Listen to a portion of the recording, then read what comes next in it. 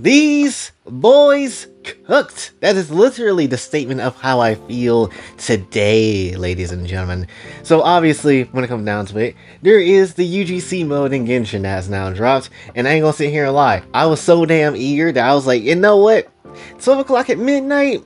I don't give a damn. We're gonna go ahead and just play it anyway, or at least play like an hour of it because, you know, I gotta sleep. But when it comes down to it, though, it was genuinely surprising how much stuff they really try to like hype it up, right? First of all, I'll keep it very much a sec.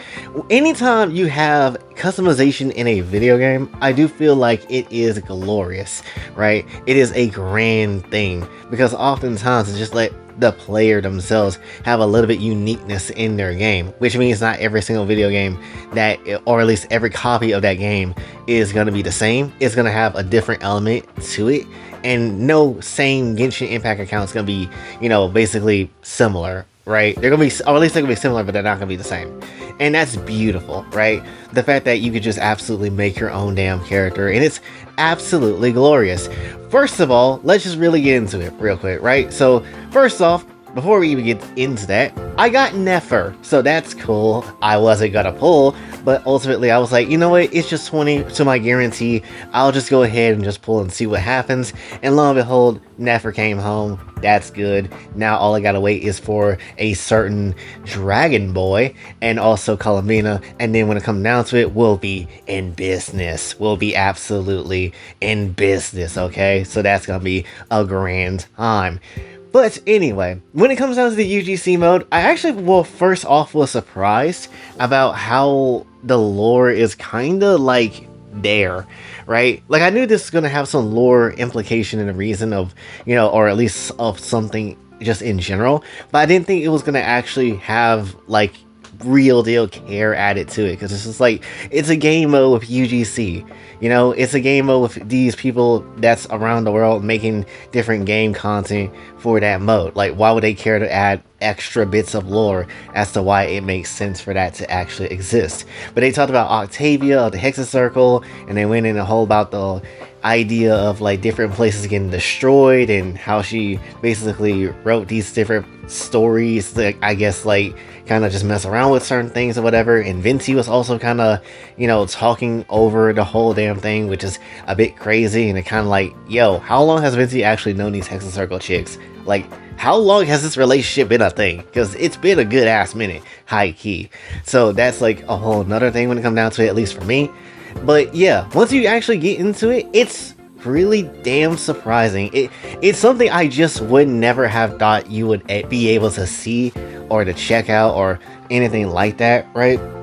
And the beauty of this mode is that you're not just locked into one character. No, you get two mannequins, or a mannequina for the woman, and essentially you can play as both of those, right? There's definitely some good elements of that's in there, and I am super 100% down for it, right? There is customization options, obviously, and at least in this, they don't hold back of what you can actually do. There's still, I feel like there's things that you can definitely improve upon, but they don't hold back in terms of like, you know, you could have like what clothes you want to actually put together. It clips through the clothing a little bit, but honestly I would rather have the game let me choose what clothes I can put together versus straight up just, you know, not having the option to put whatever I want together. And that's just ultimately how it is, right? So that's just how that kind of goes.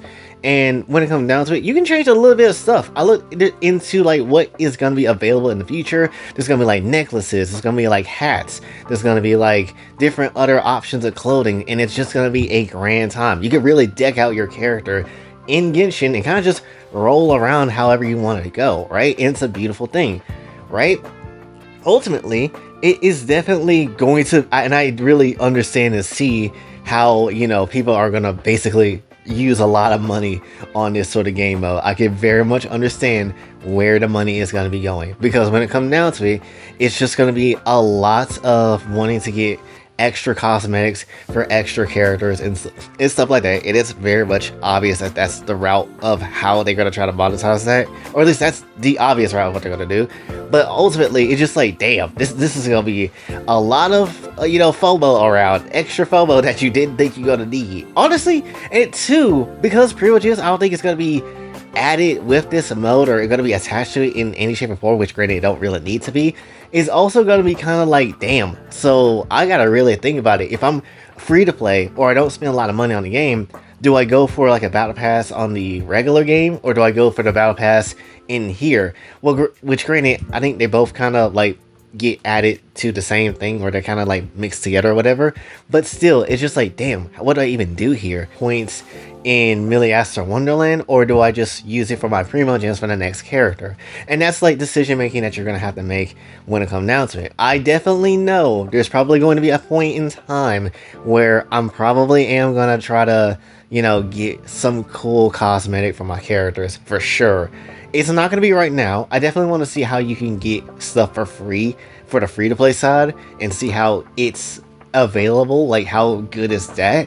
Because if it's not that good, then that's going to be a bit shit, and that's not going to be really great. But ultimately, we have to see how that kind of goes, and you know, that's just ultimately how it is, right? Now, at the time of this recording, I have not been able to play any of the user-generated games and content, mini games that's been out there, and most likely by the time you're watching this video, I'm probably, you know, enjoying the content that is there while also trying to do the story. But when it comes down to it though, I do want to talk about the mannequins for a quick second, right? The names of them.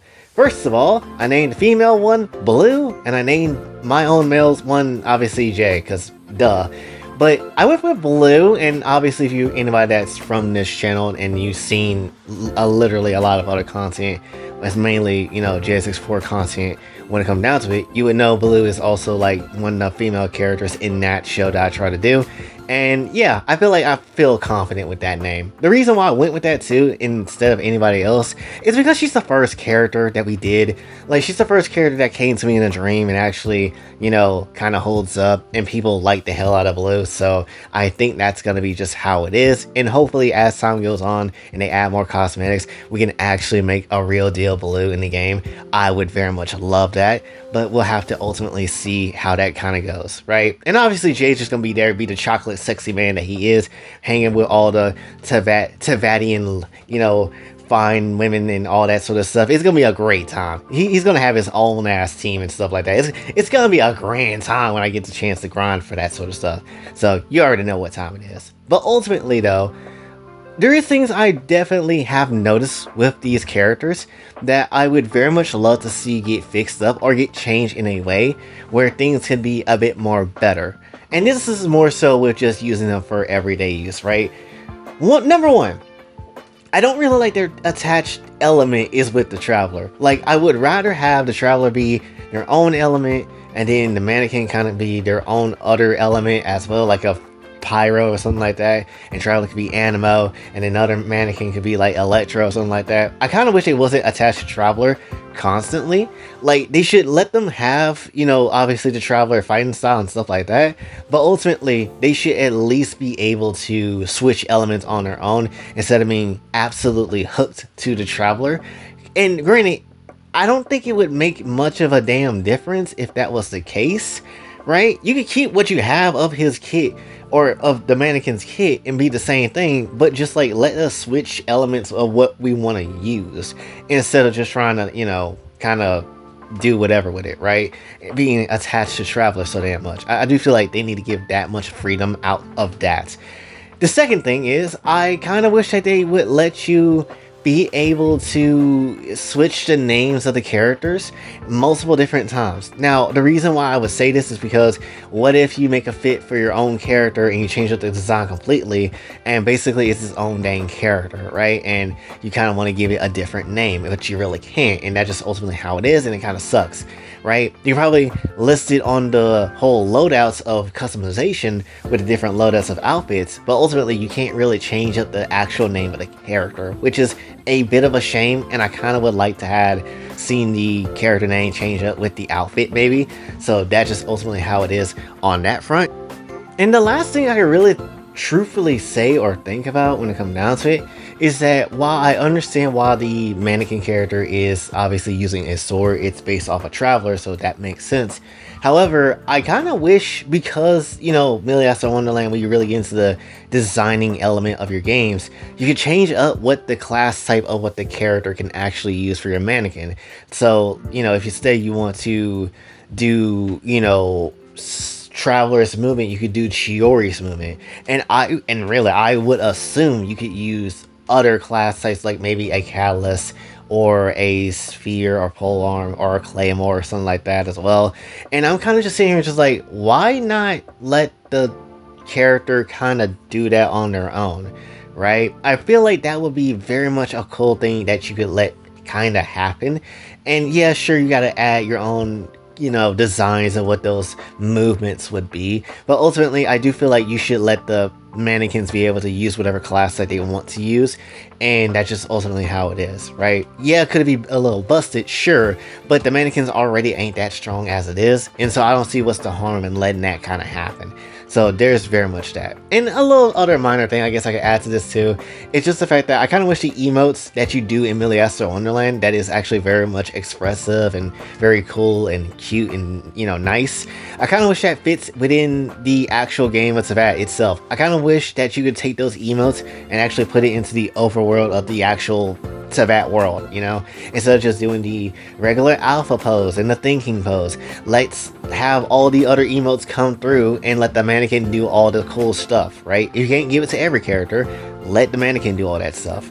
It's kind of weird how you have emotes in one mode with all the cool things, but then you don't add it to the actual game itself. It's just a bit weird, right? Obviously, this is just the beginning of this sort of thing, and most likely there will be changes and things to change up as time kind of progresses. But ultimately, I am not necessarily going to be, you know, tweaking about that too damn much. I'm not going to be tripping about that too damn much as of yet, because, you know, it's just a beginning stage of thing. It's just some things that definitely in the future I would like to see get changed up just a little bit, just to make things a bit more enjoyable for people that want to go ahead and do stuff, right? And that's just ultimately how it is. But yeah, overall, I still have to commend Hoyoverse when it comes down to it, with the idea of just saying, hey, want your OC to kind of just run around with all these other characters and places? Well, la-di-da, here you go. And it's fantastic. It's honestly a really cool ass thing that they didn't have to implement, but they absolutely did. Like, bitch, most people now are not going to necessarily sit here and just walk around with a Traveler or walk around with their other favorite character. They're going to walk around as them. They're going to walk around as them now. And that's just ultimately how it is. Even if we're not necessarily strong characters and we can't be built up in strong ass ways, we're still going to walk around as our bitch ass selves. Because why the hell not? That is something we are so going to do, because are you dumb? That's crazy not to do that. So yeah, when it comes down to it, it's just a grand time. It's just honestly something really damn peak and amazing. And I'm honestly really looking forward to how they're going to add more stuff for that game mode, right? I'm very much looking forward to see what they actually can do for the future of it. And it's just very much exciting to kind of see things like this happen within a game like Genshin itself. Again, you can shit on Genshin all day, but you have to give it its props where it is due. You have to give that to it. If they do something good, they should be rewarded for actually saying something or doing something pretty good. So that's just how it is for me. But ultimately, that's all I got to say for this one. I need to hurry the hell up so I can play the damn story quest, so I can not get spoiled on accident or some weird shit like that. I haven't seen anything, which is great, but I don't want to continue to not see anything because I need to see stuff for myself. But hopefully you did enjoy. Let me know what characters that you have in your UGC if you're playing the game, and let me know and show me your designs, whether it's on Twitter or it's on the Discord server if you're playing it. Just show me what you got. And ultimately, again, that's really all I got to say for this one. So hopefully you did enjoy. If you did, be sure to like, share, subscribe, hit the bell notification on our way out. Also follow my socials. And if you'd like to donate to the channel, Kofi and Cash App is available as well. And that's it. This is Boy J, signing off. Have a blessed day.